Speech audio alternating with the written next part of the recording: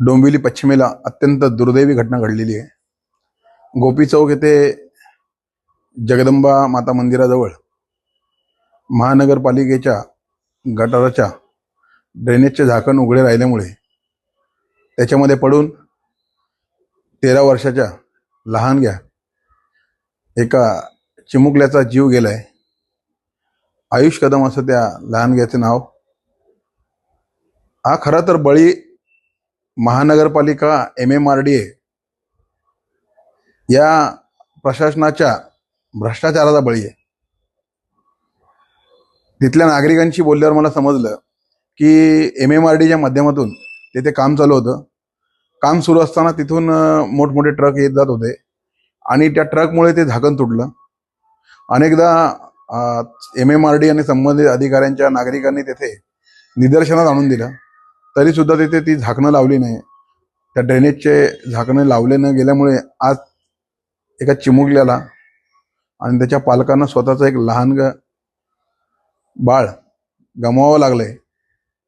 या सर्वाला जबाबदार असणाऱ्या अधिकाऱ्यांवर आणि MMRDAचे जे कोणी अधिकारी या संबंधित दोषी असतील यांच्यावर सदोष मनुष्यवधाचा गुन्हा दाखल झाला पाहिजे। आणि जर तर झालं नाही तर आम्ही या महानगरपालिकेच्या आणि MMRDAच्या विरोधात तीव्र आंदोलन करू। तसेच या आयुष कदम